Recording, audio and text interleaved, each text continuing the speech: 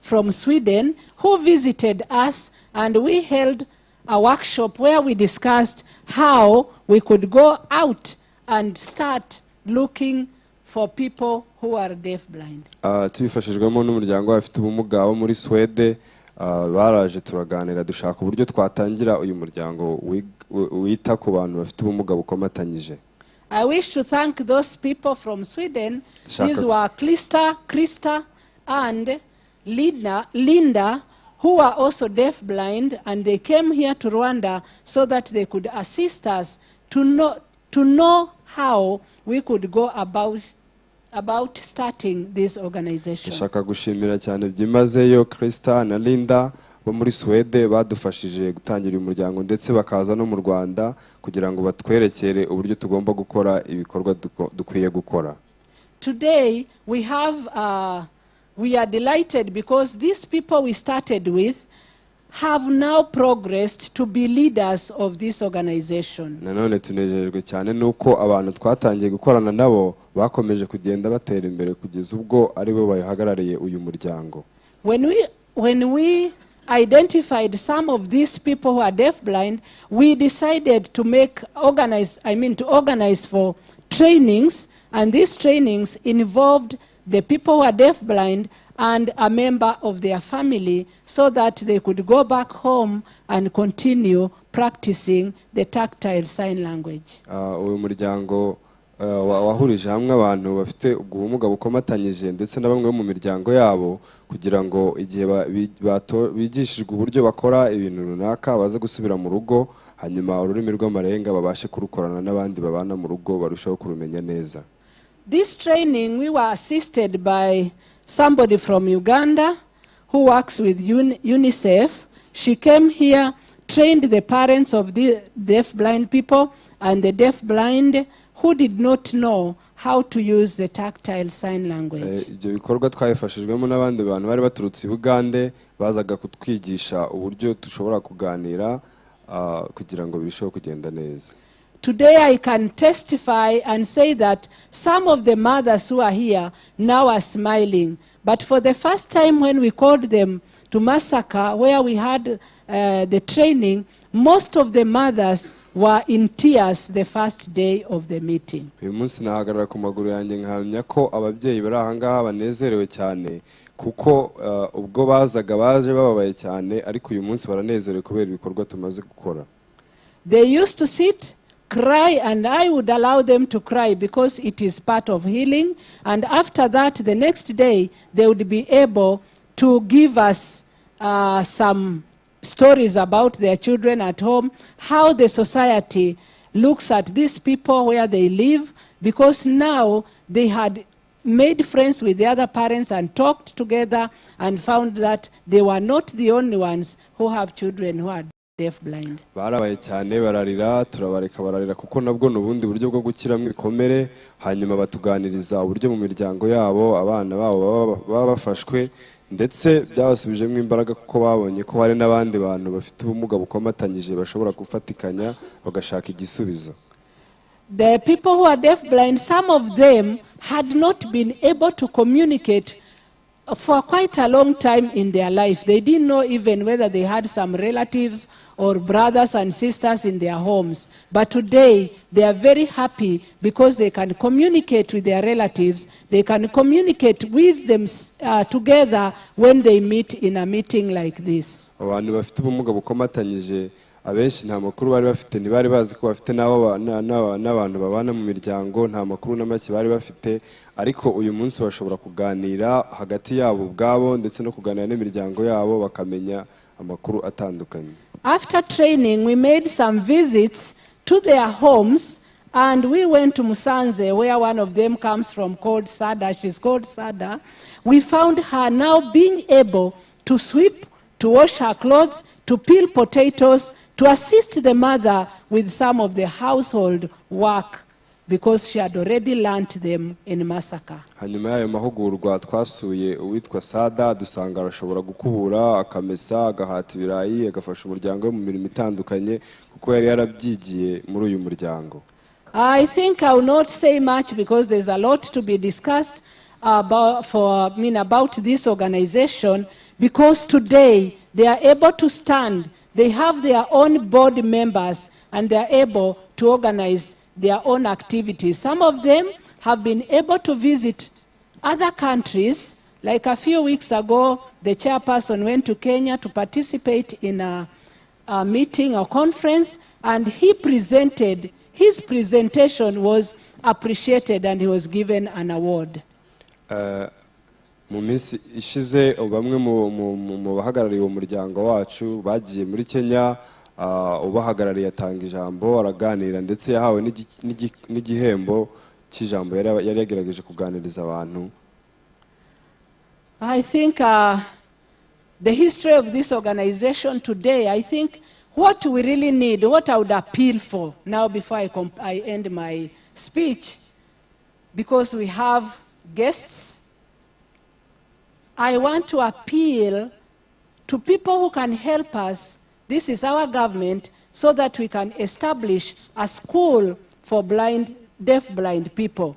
They do not have a school where they can go to study, especially the young ones, and then probably a training center for the older ones who cannot start from the low level of primary school, because education is for all.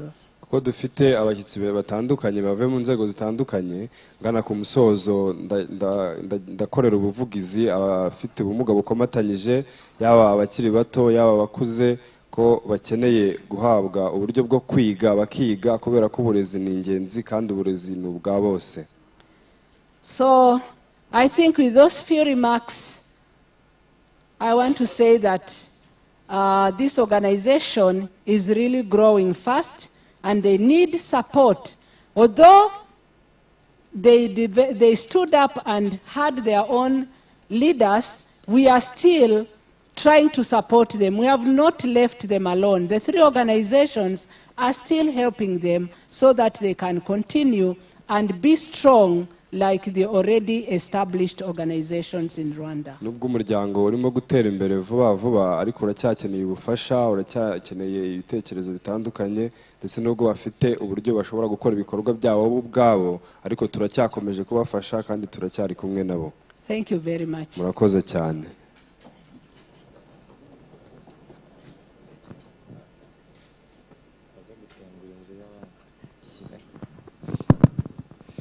Arakoze cyane Dr. Beth. Thank you Dr. Beth. Kudufasha kumva amavu n'amavuko ya ROPDB. For telling us the history of ROPDB. N'impamvu igomba kubaho kandi n'impamvu igomba kuzakomeza kubaho. And the reason why ROPDB have to be here and have to stay here. Nyakubahwa mushyitsi mukuru. Your Excellency. Nkuko mwabyumvishe uyu muryango umaze kubaho. As you have heard, this organization is established. Ntabwo warekeye aho ngaho ngo ugarukire gusa mu gukora inama zitandukanye mu kugira gute, ariko wanakoze no mu buryo bw'ibikorwa bifatika, gukora imishinga inyuranye cyane cyane igamije guteza imbere imibereho y'abantu bafite ubumuga bukomatanyije kutumva no kutabona. After our establishment of this organization, we didn't stop from the conversation, but we started other activities that can develop the life of the people with deaf-blindness. Niyo mpamvu rero nagira ngo nsabe umunyamabanga nshingwabikorwa wa ROPDB. And I would request the executive secretary of the ROPDB kugira ngo yegere imbere noneho atubwire mu buryo buri tekinike, mu buryo bw'ibikorwa iby'ingenzi baba baramaze kugeraho ndetse n'inzitizi bahura nazo, kugira ngo n'abashyitsi bacu turi kumwe nabo babyumve, hanyuma dufatanye mu rugendo rw'ubuvugizi. To come forward and tell us what ROPDB has achieved and the challenge they have. Nyakubahwa Joseph umwanya no. Your Excellency Joseph.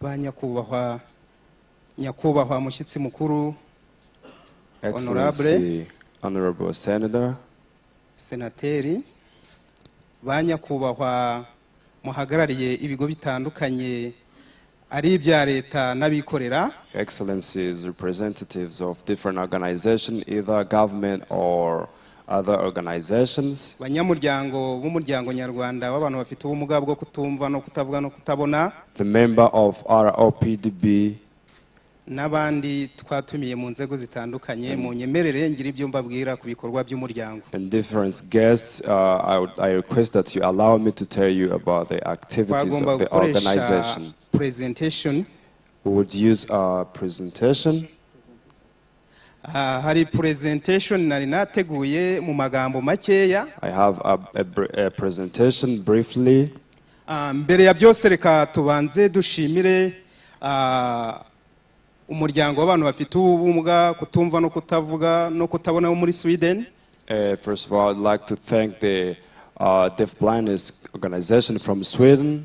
Nkuko Dr. Beth yabisobanuye, As Dr. Beth mentioned before, ni abantu babanye natwe muri ibi bikorwa kuva umushinga ugitangizwa kugezana n'isaha tukiri kumwe kuva 2011.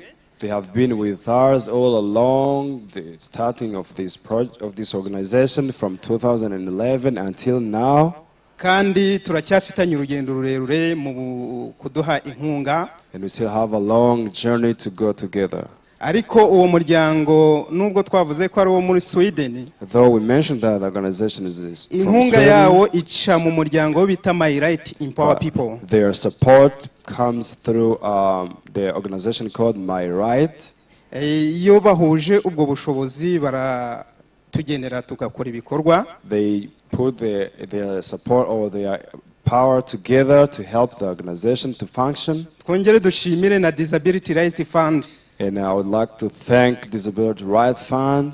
Mu byo twabashije gukora umuryango ukimara kujyaho 2018, And all we have done since this organization umuryango started, wagize inzego ziwuyobora. the organization now has the committees and the board.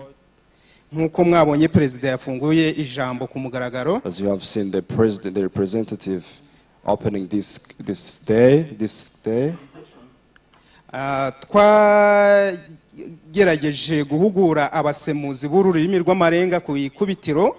In the beginning, we trained the people with tactile sign language. Nkuko umuryango wacu cyane cyane twibanda kubanza twubakira ubushobozi aba bantu bafite ubumuga kugira ngo babashe gukomunika cyangwa se kumvikana no gushyikirana. As our organization, first we focus on how they can communicate with one another. Twahuguye abanyamuryango b'umuryango kugira ngo bajye babona uburyo baganira n'abantu bafite ubumuga. We train the members of the organization how they can communicate with the people with deaf-blindness impairment. Nkuko nabivuze ku basemuzi twahuguye abasemuzi 21. And as I have mentioned, we have trained 21 people. Abanyamuryango twahuguye bagera kuri 28. And the member, we trained 21 members. Umuryango hari byinshi wakomeje gukora nko mu bijyanye no kubakira ubushobozi abanyamuryango. There are also many activities that the organization kept on doing, like strengthening the lives of the members of the organization. Mu mushinga mutoya twari dufite wo bita Mama Magnus. In a small project that we had that's called Mama Magnus. Uwo mushinga wadufashije kugira ngo duhe abanyamuryango ihene zigera muri 27. That project helped us to give the members of our OPDB goats 27 goats. Kandi turacyakomeje kugira ngo turebe uburyo tubakira ubushobozi. And we are still strengthening them to help them to improve their lives. Undi mushinga no bita Improving Life Condition of Persons with Deaf-blindness. And another project is a project he mentioned. Uwo mushinga niwo ukora ibikorwa byinshi by'umuryango harimo n'abakozi b'umuryango, inama za bodi n'ibindi bikorwa bitandukanye. That project deals with many of the activities in an organization, including the boards and different people in the organization. Nkuko nabivuze uwo mushinga niwo uterwe inkunga na My Right. So as I have mentioned, that project is supported by My Right. dufite n'undi mushinga wa DRF nk'uko Mugisha yakomeje abivuga mu ntangiriro. And I have another project called DRF, just as Mugisha mentioned it before in the beginning. What twita advocate for recognition of deaf-blindness in Rwanda. It's called Advocate for Recognition of the Deaf-blindness in Rwanda. Hari amafaranga dufata avuye muri disability right funds. We get some money from Disability Fund. Mu turere dutatu dukoreramo. In 3 districts that we Twagiye work. duhugura abayobozi mu nzego z'ibanze tukabereka uburyo iki cyiciro nacyo gikenewe kugira ngo kimenyekane nk'icyiciro cyihariye. We have trained the local leaders how to recognize these people with a particular deaf blindness, how they should be treated in the society. Twakoreye mu karere ka Rusizi. We worked in Rusizi district. Ari naho twatanze ihene. And that's the place where we offered 27 goats. Twakoreye mu karere ka Kirehe. We worked in the Kirehe district. Twakoreye mu karere ka Gicumbi. We worked in the Gicumbi district. Kandi twiteguye gukomeza no mu tundi turere. We anticipate and we are ready to keep moving in the other districts. Uko ubushobozi buzagenda buboneka. As we get the ability to keep moving, so we will go on. Nk'uko twagiye tubivugaho mu banyamuryango 167 babashije kwidentifyingwa cyangwa se kugerwaho muri 2018. As we have mentioned, among 167 members that we have reached in 2018, mu turere dutatu, in the 3 districts, ubu tumaze kurenza abanyamuryango 350. Now we are over 350 members. Kandi ntabwo turagera mu turere tugera no kuri dutanu. And we have not even reached in the 5 districts. Bisobanuye ko dukoreye mu turere 30 tw'igihugu cyose. That means if we work in 30 districts we have in our country, abantu barahari benshi cyane. There are many people.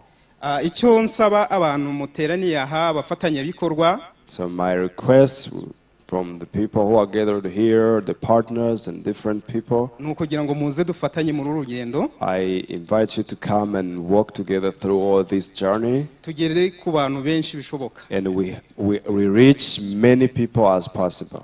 Kandi ibikorwa byacu byo birivugira iyo dukoze birivugira. And our activities speak for themselves. If we walk, what we walk speak. Nge nabaha nk'ubuhamya nk'uko Dr. Nasforo yabivuze. I can even give you a testimony just like Dr. Nasforo mentioned. Ukwezi gushize kwa gatanu narindi muri Kenya. Last year in ukwezi last month in May I was in Kenya. Nari kumwe na President Faraha Jamari. I was with the President Faraha Jamari. Yakoze presentation. He presented. Iyo presentation kuko yari first international deaf blind conference in Africa. And his presentation, because the conference was the first international conference of the people with deaf blindness, niwe muntu wa presence ibintu kandi bamuha igihembo. He was the best representer of there, and he was given award. Ibindi twavuga ku bijyanye n'ibyo dukora. But also we can mention about what we do. Hari benshi bari hano mwatangiye kubibona kandi tutirirwa tubasobanurira. Without even speaking, you have seen a lot of people here. So what they are doing and how they are improving can speak for umuntu ashobora kuza themselves. afite buriya bumuga agatanga akavuga ijambo. If a person with this kind of impairment can come in front of you and give you a message or a word, ntabona ntavuga, he can't see, he can't talk, ariko akaza agatanga ijambo mu gihe twe tuvuga ko tudafite ubumuga umuntu ashobora kuguha magara akakubwira ngo gwino hano. And now he can come in front of us and tell us a message. Yet we have the people Yet we have people here in our society who have no any impairment, but they cannot come here in front of us and tell us any message. Hari byinshi rero umuryango wagezeho ntabasha kuvugira hano bitewe n'umwanya dufite. So there is many achievements the organization has achieved. We cannot mention all of them here because we have a short time. Umuryango wakoze byinshi bishoboka, hari n'abanyamuryango bagiye batorwa mu yandi mahuriro. And the organization has performed well because we have some of our members who have been selected in other organizations. Nk'ubu dufite umunyamuryango wagiye kuba umujyanama muri Nidoro. Like now we have a member who is a member in Nidoro. twagize network tugenda tuvugana n'ibigo bitandukanye tuvugana n'amafederation atandukanye. We've been communicating with different organizations and different federations. Ubu organization yacu ya Deaf-blindness iri muri World Federation ya Deaf-blind. Now our organization is in World Federation of Deaf-blind. Ikongera ikaba umunyamuryango wa Deaf-blind International. And it is also the member of Deaf-blind International. And the African Federation of Deaf-blind. And African Federation of Deaf-blind. Ikongera ikaba umunyamuryango wa NIDOR. And it's also a member of NIDOR. Ibyo byose rero twabigezeho mu gihe gitoya mu myaka 4 ishize umuryango ubayeho. All we have achieved, we achieved them in 4 years. Kandi twizeye ko mu myaka iri imbere tuzagera kure. And we believe in the years to come we will go too far. Nkuko twizihiza uyu munsi mpuzamahanga. As we are celebrating this international day. Ufite insanganyamatsiko. With a theme. Ivuga ngo although we have been interrupted by COVID-19, persons with deaf-blindness stay connected. Ivuga ngo nubwo twakomwe mu nkokora na COVID-19 ariko abantu bafite ubumuga bukomatanyije turacyari kumwe kuko urugendo turacyarurimo. We are still connected because we still have a long journey to go. Ubwo rero ni umwanya wacu ni umwanya wanyu nk'abafatanyabikorwa. It's your time as a partners. Dutekereze ku buzima bw'abantu bafite ubumuga kutumva no kutavuga no kutabona. Our deaf-blindness impairment. Kandi twizeye ko nkuko twabatumiye nitubitabaza no mu bundi bushobozi muzadufasha. And we believe that as we have invited you and you have come, so even another time when we request something from you, you will be with us. We believe. Murakoze mugira umunsi mwiza. Thank you very much. Have a good day.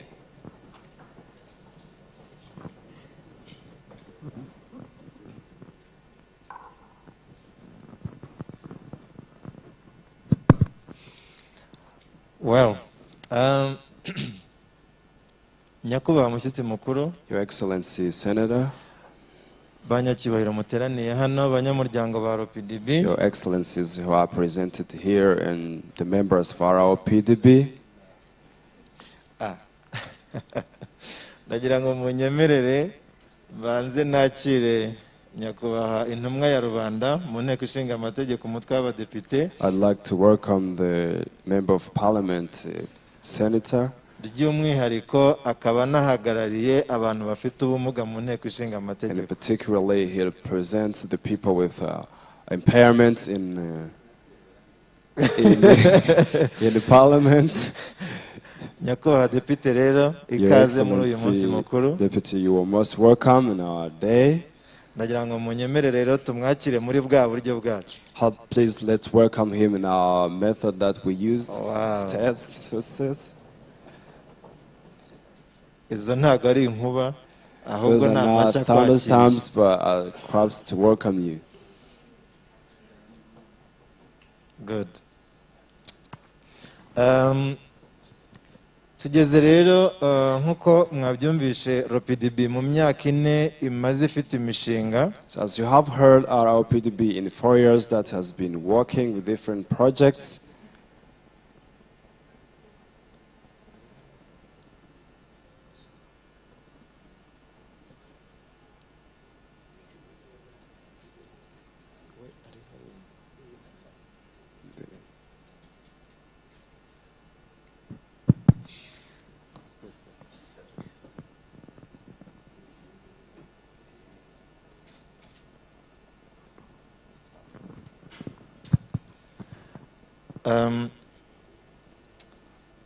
kubera impamvu zo kugira ngo dufashe abarimo gukoresha ururimi rw'amarenga, niyo mpamvu habayeho impinduka ntoya muho twari duhagaze kugira ngo a change.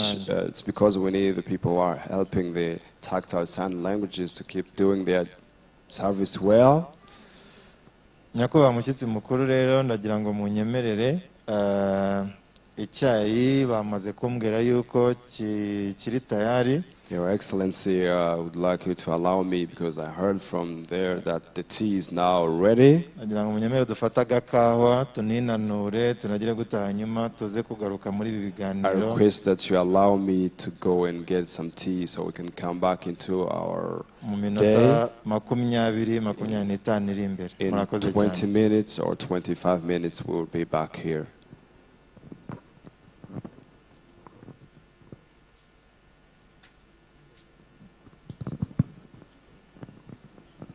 Please, we can stand.